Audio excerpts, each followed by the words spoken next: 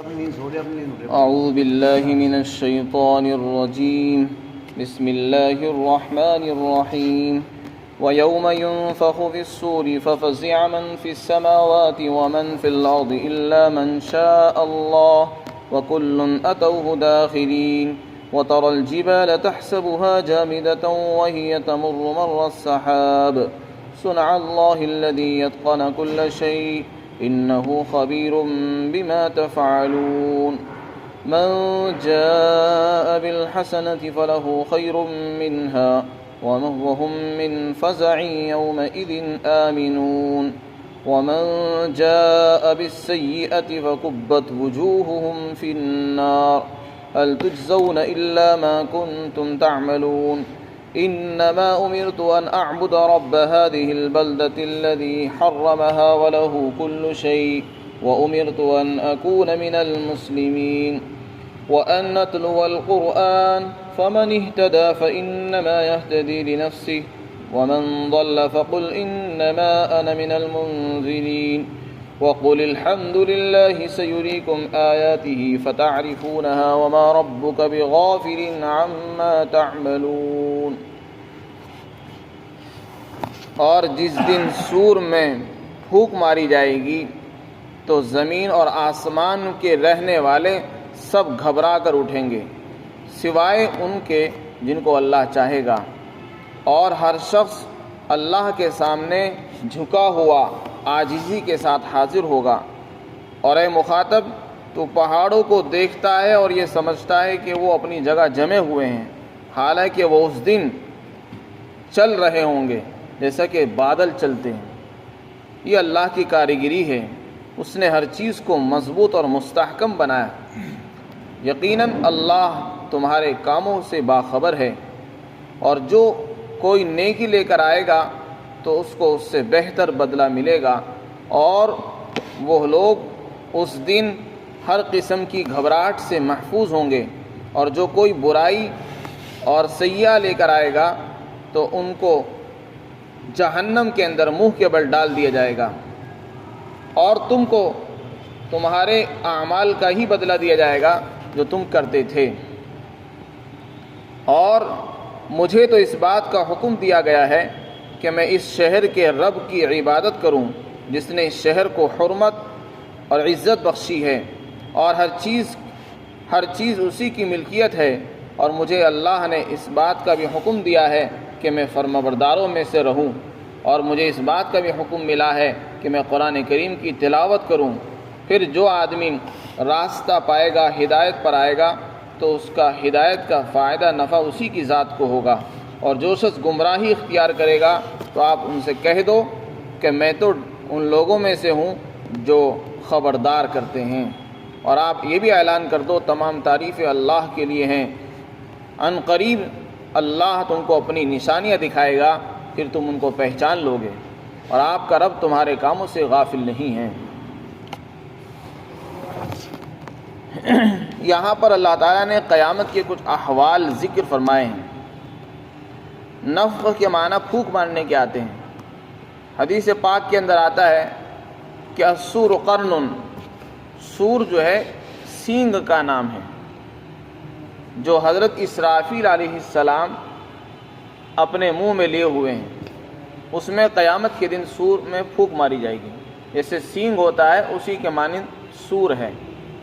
اور اللہ تعالیٰ نے حضرت اسرافیل علیہ السلام جو ایک مقرب فرشتے ہیں، 4 فرشتوں میں سے ایک مقرب فرشتے، ان کو ذمہ داری دی ہے. حدیث پاک کے اندر آتا ہے اللہ کے رسول نے فرمایا میں کیسے خوشیوں والی زندگی گزاروں، حالانکہ سور میں پھونک مارنے والا فرشتہ اپنے منہ میں سور لیے ہوئے بیٹھا ہے، اور کان لگا رکھے اس نے، اور اپنا سر جھکائے ہوئے ہے، اور اس انتظار میں بیٹھا ہے کہ کب اللہ کا حکم ہو اور میں اس میں سور میں پھونک مار دوں.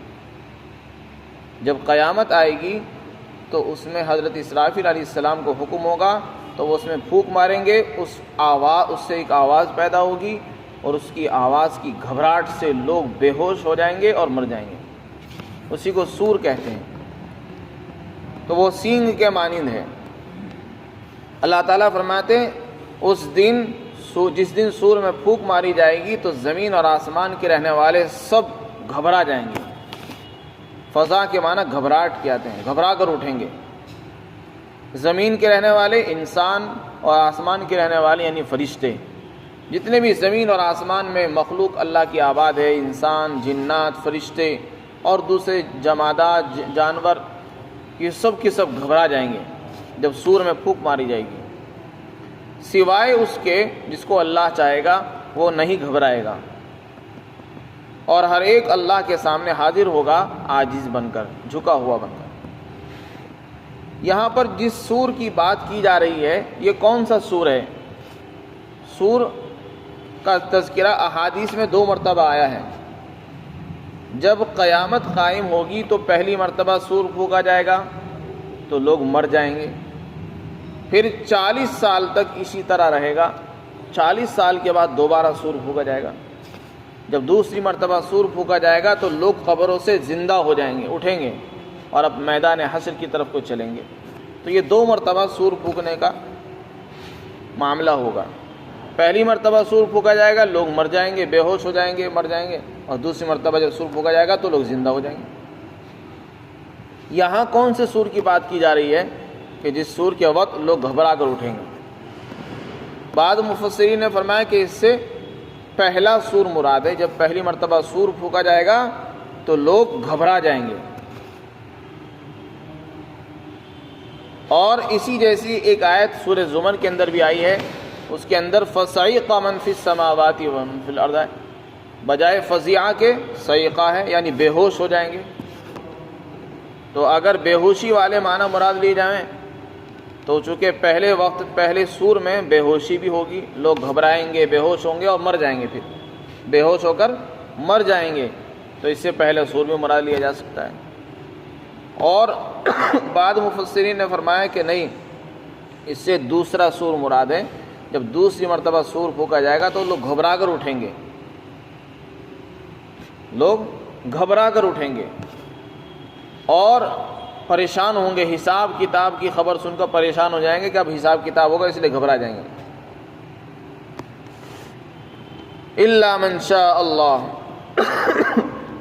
خلاصہ یہ ہے کہ سور کوئی سا بھی ہو، پہلا ہو یا دوسرا ہو، آگے قرآن کریم میں اللہ تعالیٰ نے استثناء فرمایا کہ لوگ گھبرا جائیں گے، آسمان زمین والے سب گھبرا جائیں گے۔ دوسری صورت میں، دوسری آیت میں فرمایا کہ لوگ بے ہوش ہو جائیں گے، لیکن کچھ لوگ وہ ہوں گے جو بے ہوش نہیں ہوں گے، نہ ان پر گھبراہٹ ہوگی بلکہ وہ اپنے حال پر رہیں گے۔ وہ کون لوگ ہوں گے؟ اگر اس سے پہلا سور مراد لیا جائے تو پھر بچنے والے، گھبراہٹ سے محفوظ رہنے والے فرشتے ہوں گے۔ اللہ تعالیٰ نے جو 4 مقرب فرشتے بنائے، حضرت جبرائیل علیہ السلام، حضرت اسرافیل، حضرت میکائیل اور حضرت عزرائیل ملک الموت، اور اسی طرح عرش کو اٹھانے والے حاملین فرشتے، یہ چند فرشتے ہیں جو اس گھبراہٹ سے محفوظ رہیں گے۔ جب موت پہلی مرتبہ قیامت آئے گی، سور پھونکا جائے گا تو ان کو موت نہیں آئے گی، پھر بعد میں حسب تقدیر ان کو موت آ جائے گی، لیکن اس وقت یہ محفوظ رہیں گے۔ اور بعض جن حضرات نے اس سے دوسرا سور مراد لیا ہے وہ یہ کہتے ہیں کہ یہاں استثناء سے مراد ہے شہداء، اللہ کے جو نیک بندے ہوں گے، جو اللہ کے راستے میں شہید ہوئے ہوں گے، جب قیامت کے دن دوبارہ لوگ قبروں سے اٹھیں گے اور گھبرائے ہوئے ہوں گے، اس دن انبیاء، صلحاء، شہداء کو کوئی گھبراہٹ نہیں ہوں گی، وہ اطمینان سے کھڑے ہو جائیں گے۔ چنانچہ آگے بھی آ رہا ہے، آگے 89 آیت نمبر 89 میں فرمایا وَهُمْ مِنْ فَزْعٍ يَوْمَئِذٍ آمِنُونَ، اور وہ اس دن ہر قسم کی گھبراہٹ سے محفوظ ہوں گے۔ اس میں بھی نفخہ ثانیہ یعنی میدان حشر کا تذکرہ ہے، تو اس سے بھی اسی بات کی تائید ہوتی ہے کہ آیت کریمہ کے اندر سور سے مراد دوسرا سور ہے۔ جب دوسری مرتبہ سور پھونکا جائے گا اور گھبراہٹ ہوگی تو اس وقت وہ لوگ گھبراہٹ سے محفوظ ہوں گے جو شہید ہوں گے۔ اور قرآن کریم کی جو دوسری آیت ہے وہ بھی اس کی تفسیر کر رہی ہے، اگر اس کو تفسیر مراد لے لی جائے تو اس کا مطلب یہ ہوگا جو لوگ بھی نیکی لے کر آئیں گے۔ حضرت عبداللہ بن عباس کے مطابق یہاں حسنہ سے مراد کلمہ اسلام ہے، جو آدمی مسلمان ہوگا، اسلام کا کلمہ لے کر آئے گا، ان پر گھبراہٹ نہیں ہوگی بلکہ وہ محفوظ رہیں گے۔ تو اس صورت کے اندر تمام ایمان والے قیامت کی گھبراہٹ سے محفوظ ہو جائیں گے اور وہ اطمینان سے اٹھیں گے۔ اسی کو اللہ تعالیٰ فرماتے ہیں وَكُلُّ نَتَوْا دَاخِرِينَ، اور سب عاجز بن کر حاضر ہوں گے، سب جھکے ہوئے ہوں گے۔ پھر ایک دوسرا منظر بیان کیا قیامت کا، فرمایا جب قیامت آئے گی تو پہاڑ چلیں گے۔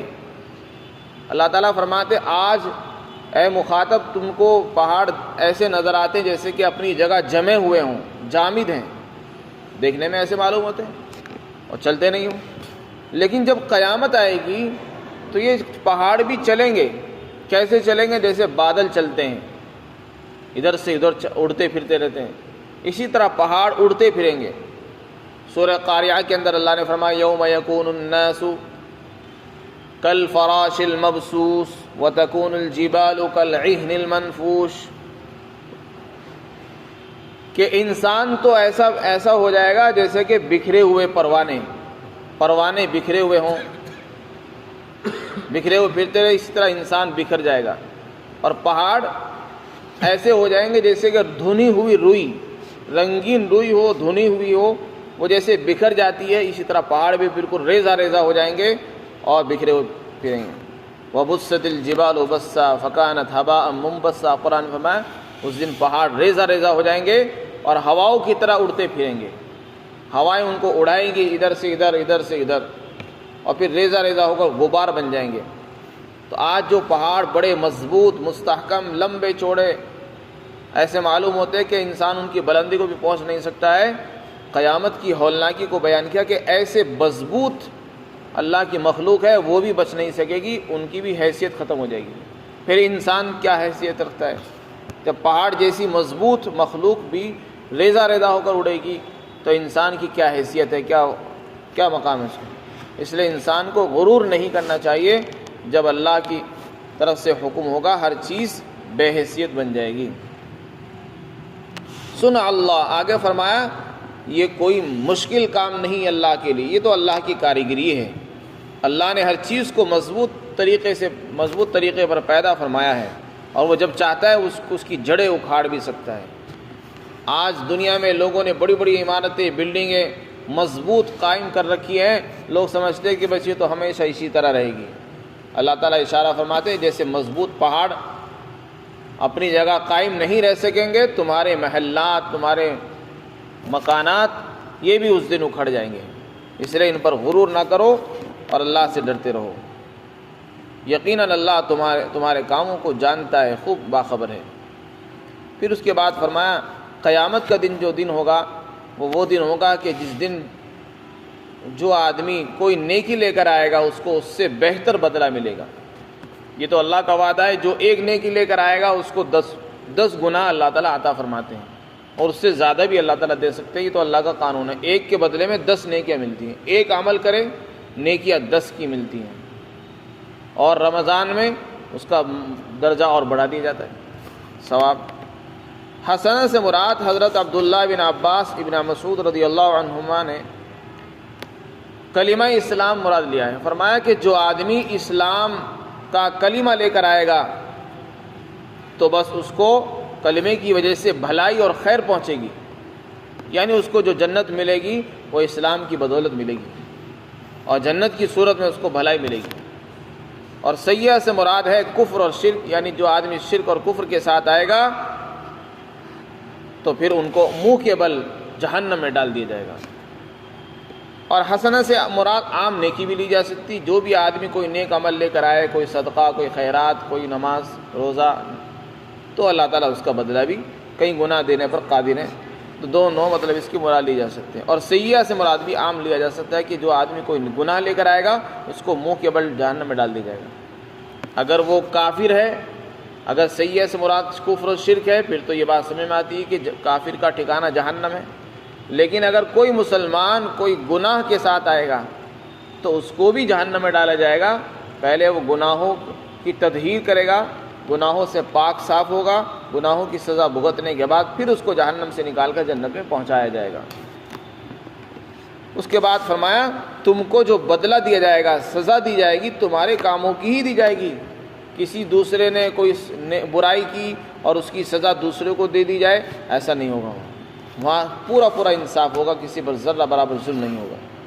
جس نے جو عمل کیا ہوگا اس کو اس کی سزا ملے گی۔ پھر آگے اللہ رب العزت فرماتے ہیں آپ ان سے یہ کہو کہ مجھے تو اس بات کا حکم ملا ہے کہ میں تو اس شہر کے رب کی عبادت کروں، یعنی مجھے توحید کا حکم ہے کہ بس اللہ ہی کی عبادت کرو جس نے اس شہر مکہ کو بنایا۔ شہر سے مراد مکہ مکرمہ، جہاں پر اللہ نے قرآن کریم کو نازل فرمایا اور آپ وہاں تشریف فرماتے ہیں۔ فرمایا مجھے اس کا حکم ہے کہ اس شہر کی رب کی عبادت کروں جس نے اس شہر کو محترم، مکرم، معزز بنایا، قابل احترام، قابل اکرام بنایا ہے۔ اللہ تعالیٰ نے مجھے اس کا حکم دیا ہے، اور دیکھو ہر چیز کا مالک وہی ہے، لہذا اگر وہ یہ کہے کہ میری عبادت کرو تو اس کا حکم بجا ہے وہ پورا کرنا چاہیے، کسی کو اس کے اندر چور چرا کرنے کی گنجائش نہیں ہے۔ پھر دوسری چیز بیان فرمائی کہ اے پیغمبر آپ یہ بھی اعلان کر دو کہ مجھے اس بات کا حکم ملا ہے کہ میں فرما بردار بن کر رہوں، مسلمان بن کر رہوں۔ نافرمان بن کر رہنا یہ میری شان نہیں ہے، مجھے اس کا حکم نہیں ملا ہے۔ اس لیے ایک مسلمان کو، ایک مومن کو فرما بردار ہی بن کر رہنا چاہیے، نافرمان بن کر نہیں رہنا چاہیے۔ یہ نبی کی سنت بھی ہوگی، جو آدمی رب کی عبادت کرے اور فرما بردار بن کر رہے، یہ نبی کا طریقہ رہا ہے۔ فرمایا تیسرا حکم یہ ملا ہے مجھے کہ میں قرآن کی تلاوت کرتا رہوں۔ تو اس سے پتہ چلا قرآن کو پڑھنا یہ نبی کا طریقہ ہے، نبی کو حکم دیا گیا ہے قرآن پڑھنے کا۔ اس میں قرآن پڑھنا، لوگوں کو پڑھ کر سنانا، یہ دونوں چیزیں اس میں آ جاتی ہیں۔ اب آپ اس سے خود اندازہ لگا سکتے ہیں کہ قرآن کا پڑھنا کتنا بڑا عمل ہے۔ وہ عمل ہے جو نبی کر گئے ہیں، جس کا نبی کو حکم دیا جا رہا ہے، یہ کوئی معمولی عمل نہیں ہے۔ اس لیے فرمایا خیرکم من تعلم القرآن وعلمہ، سب سے بہترین شخص وہ ہے جو قرآن سیکھتا ہے اور لوگوں کو قرآن کریم سکھاتا ہے۔ یا تو قرآن سیکھے یا سکھائے، دونوں میں سے جو بھی عمل کرے وہ سب سے بہترین انسان، حدیث کے اندر ارشاد فرمایا اس کو۔ پھر آگے ارشاد فرمایا اللہ تعالیٰ نے جو آدمی ہدایت حاصل کرتا ہے، سیدھے راستے پر چلتا ہے، تو وہ یہ نہ سمجھے کہ میں اللہ پر کوئی احسان کر رہا ہوں، نہیں، جو آدمی سیدھے راستے پر چلے گا، ہدایت پائے گا، تو اس کا نفع بھی اسی کی ذات کو ہونے والا ہے۔ اللہ کو کوئی نفع نہیں پہنچے گا تمہاری ہدایت سے۔ اگر تم سیدھے راستے پر چلو گے اس کا نفع تمہیں دنیا اور آخرت میں تمہاری ذات کو پہنچے گا، کسی اور کو نہیں۔ اور اگر تم گمراہی کے ساتھ زندگی گزارو گے اس کا نقصان بھی تمہاری ذات کو ہونے والا ہے، کسی اور کو نہیں ہوگا۔ بس آپ تو یہ کہہ دو میرا کام تو ڈرانے کا ہے، میں لوگوں کو خبردار کرتا ہوں، اگر کوئی نہیں مانتا تو میری ذمہ داری نہیں ہے منوانا۔ اور آپ ان سے یہ بھی کہو کہ سب تعریفیں اللہ ہی کے لیے ہیں، اور اللہ تمہیں اپنی نشانیاں اور دکھائے گا جن کو تم پہچانو گے۔ اس کا کیا مطلب ہے؟ بعض مفسرین نے فرمایا کہ اللہ تعالیٰ نے پیشین گوئی کے طور پر جو چیزیں بیان کی تھی، آپ صلی اللہ علیہ وسلم کی زبانی جو پیشین گوئیاں دی گئی، لوگوں نے ان کو اپنی آنکھوں سے پورا ہوتے ہوئے دیکھا ہے۔